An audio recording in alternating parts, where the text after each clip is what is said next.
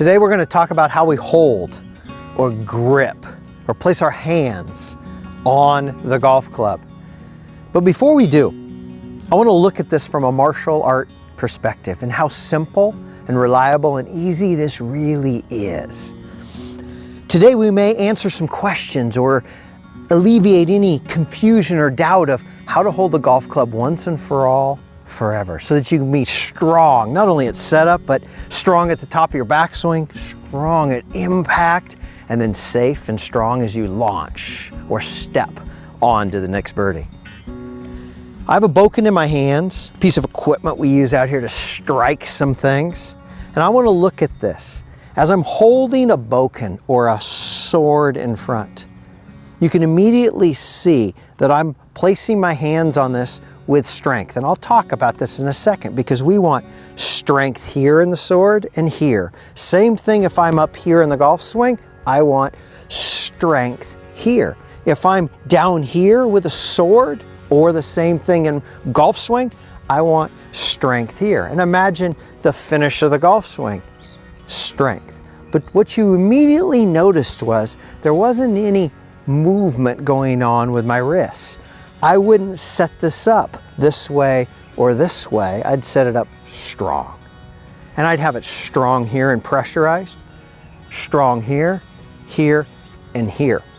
But when I use the word strong, what I'm really saying is a sense of rightness, a sense of suchness, because in martial arts, it's undebatable.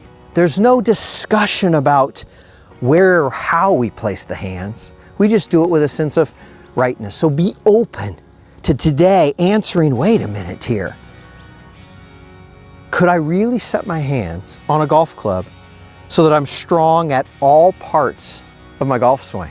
Think about that. What that would do as it relates to impact. Because immediately, when I'm holding this bokken, if I didn't set my hands up in this position here, meaning if I twisted them in this direction here, but then put strength, and notice it already changed my body here, but if I put strength to it or made this strong, watch what happens. And if I set my hands in this direction here, and then went to strength, again it changed my shoulders, didn't it, and my arms, went to strength, it moved it back to here. So in both cases, if I set up here, they go back to strength. If I set up here, they go back to strength. Another way to say that is, if I set up here, they go back to being right. If I set up here, they move back to being right. Let's look at this with a golf club. If I set this down and hold a golf club here, and I set up with strength here. We'll talk about how to place the hands independently in a second, but right now with strength right here.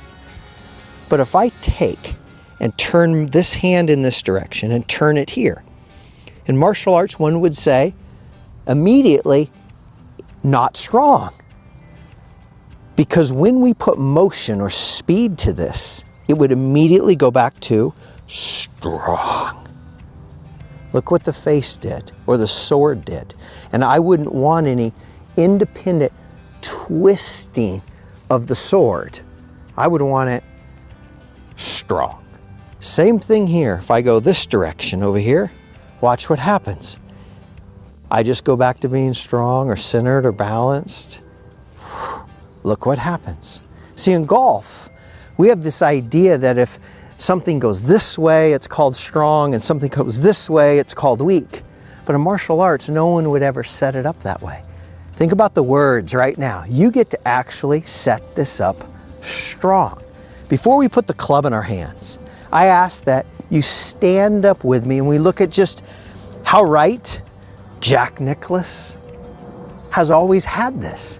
We've talked about his incredible strength at setup. Now let's talk about how he set his hands, or how the club was pressurized to his body. His words, how he pressurized the golf club to his body so that the sword of the golf club moved as one.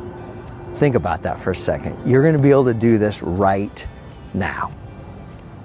Stand up with me And I know some of you already are thinking, wait a minute, I don't want to change my grip. Those of you that have played a lot, if you're an absolute beginner, smile right now. This is a moment where you can move past all conversation in your head, all worry about how do I hold a sword or a golf club. But bear with me. Give me a moment here. Even if you're thinking, wait a minute, I don't want to change my grip. What's he about to say? Let's just get back to body movements or swinging the club. But watch this for a second. Start with your hands right down by your side. Squeeze, dantian. Right here, we leveled this out. Little and then open up the fingers. Feel this, right there. Now lift your hands up slowly in front of you. Right here. Feel this.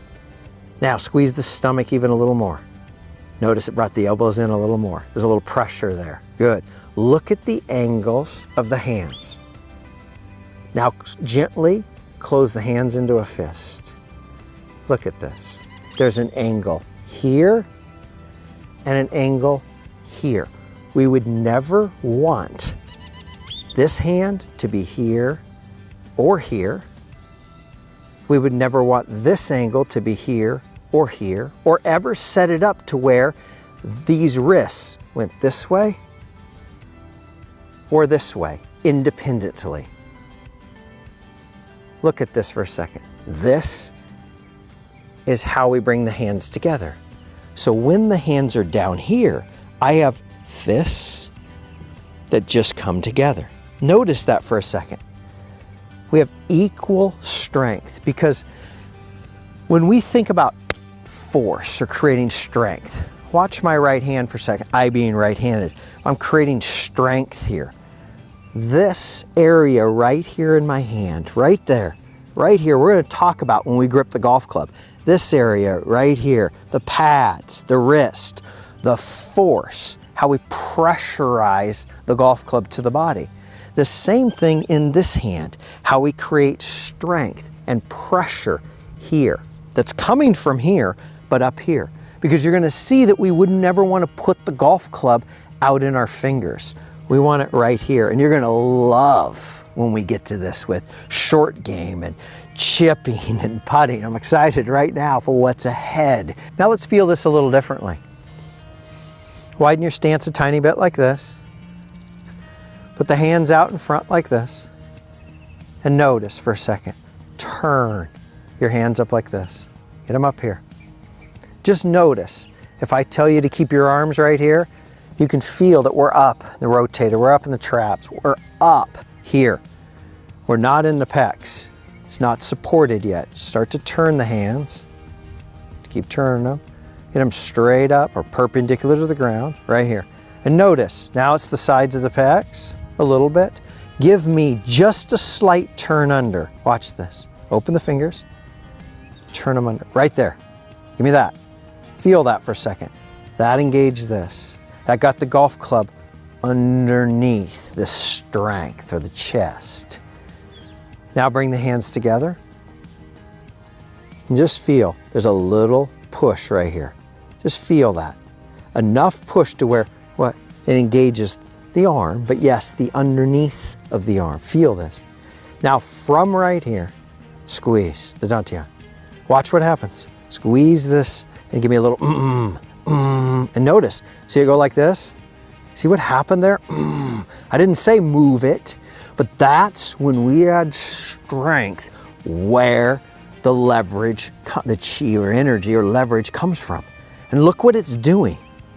But if we set this up incorrectly, we're counterbalancing that, and it's going to go in different directions. And then imagine if we set it up limp. So what's really going to happen is the body's going to innately try to protect itself.